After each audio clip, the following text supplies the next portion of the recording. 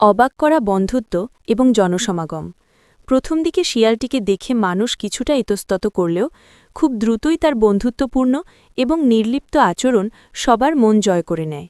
বিলের ঘাটে আগত দর্শনার্থীরা শিয়ালটিকে দেখে বুঝতে পারেন যে এটি ভয়ঙ্কর নয়, বরং সহাবস্থানের এক উদাহরণ তৈরি করতে এসেছে। এই খবর মুহূর্তেই ছড়িয়ে পড়ে দূরদূরান্তে।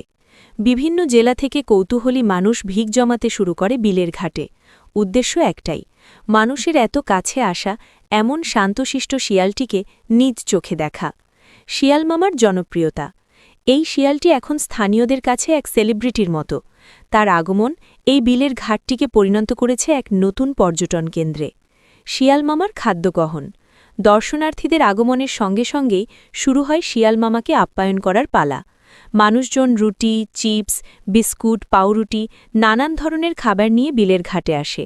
সবচেয়ে আশ্চর্যের বিষয় হল শিয়ালটি ভয়ে পালিয়ে না গিয়ে বরং মানুষের খুব কাছে আসে এবং তাদের হাত থেকে পরম নিশ্চিন্তে খাবার গ্রহণ করে। এটি কেবল কোনো প্রাণীর খাবার খাওয়া নয়, এটি যেন মানুষ ও বন্যপ্রাণের মধ্যে তৈরি হওয়া একটি নীরব বিশ্বাস ও ভালোবাসার দৃশ্য। শিয়ালটি ধীরে ধীরে হাত থেকে খাবার খাচ্ছে আর দর্শনার্থীরা সেই দৃশ্য ক্যামেরাবন্দি করছেন, যা এক অদ্ভুত সুন্দর পরিবেশ সৃষ্টি করেছে।